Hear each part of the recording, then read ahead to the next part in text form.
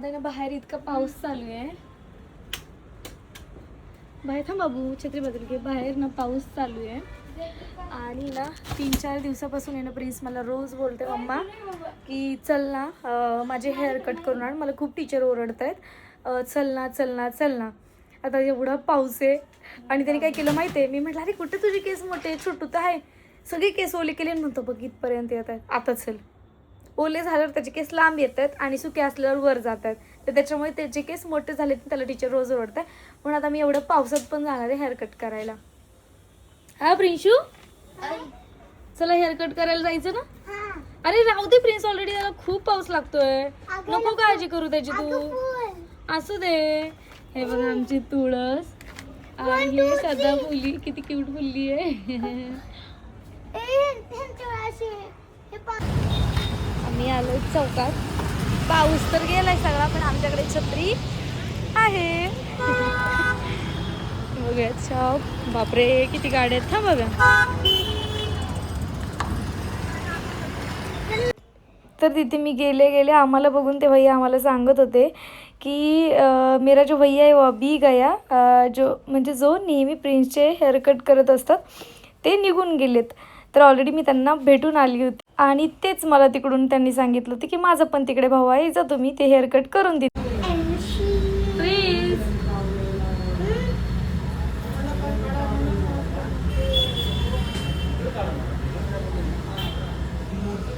प्रत्येक वेळेला ना मला असं ना शॉपमध्ये यायला लागतं.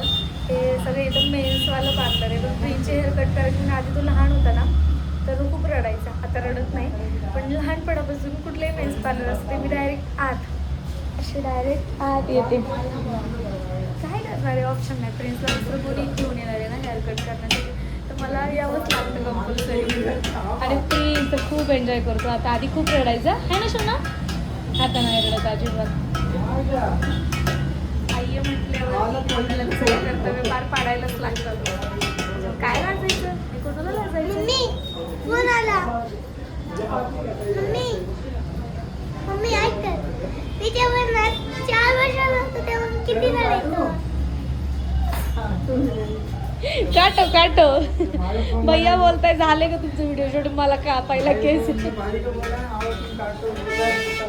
फिर कोई बात नहीं, अभी नहीं रोता है, काट सकते हो आप. उनको मैंने पूछा उधर ही, वो बोले हे मेरा भैया है वो काटेगा.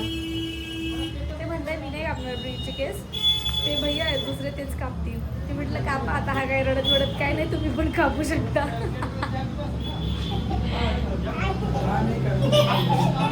आता आता आता आता गुदू गुदू होतंय. हा कसा दिसतोय डॉन. अगं बाई काही न करता नॉटी. हेअर कट करायला खूप उशीर लागलेला, तर प्रिन्सला भूक लागलेली. हेअर कट करून झाल्यापासून प्रिन्स मला बोलत होता मम्मा मला खूप भूक लागली आहे, चल ना खायला, आणि मला बर्गरच खायचं आहे. तर मी वडापाव घेतलेला आणि प्रिन्ससाठी बर्गर मागवलेला. तर मस्तपैकी प्रिन्स बर्गर खात होता आणि मी आपले व्हिडिओ शूट घेत होते. आम्ही ना प्रिन्सची हेअर वगैरे कट करून आलो बाहेरून. आता त्याचा स्टडी चालला आहे. बघा प्रिन्स स्टडी करतोय, किती किती छान आहे त्याचं अक्षर. आणि ना प्रिन्सनं आता एक मी आज व्हिडिओ अपलोड केली आहे, तर त्याच्यामध्ये ना त्या दिदीचं असं एकदम सगळे असे ट्रॉफीज वगैरे आहे ना. तर प्रिन्स मला कधीपासून काय विचारतोय शोना तू, की मला कधी भेटणार. काय कधी भेटणार तुला तशी ट्रॉफी, तशी ट्रॉफी कधी भेटणार मला. मला मला कधी भेटणार तशी ट्रॉफी. तुला कधी भेटणार तशी ट्रॉफी. तू पण, तुला एवढा अभ्यास करायला लागेल, याच्यापेक्षा अजून खूप स्टडी करायला लागेल आणि मग तुला एवढ्या सगळ्या गोष्टी भेटणार, कळलं का. कर स्टडी चल पटापटा. मी बघा ही नेहा नुसती खातच असते का वाचा बचा बचा बचा. तर असं सगळं आमचं रुटीन, सगळं मिसमॅच रुटीन आहे. पण कधीपासून हेअर कट करून आलं, त्याचा स्टडी राहिला होता. तर सगळं स्टडी वगैरे घ्यावं म्हटलं, कारण की 2 दिवस प्रिन्स ऑलरेडी स्कूलला, 1 दिवस प्रिन्स स्कूलला पण गेला नाही, त्याच्यामुळे सगळं आज स्टडी त्याचं कंप्लीट करून घेते आणि मग आम्ही सगळे छान झोपणार.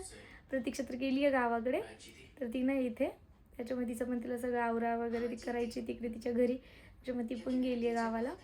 आता फक्त मी, प्रिन्स आणि नेहा आम्ही तिघाच्यात घरी. चलो गुड नाईट बोल.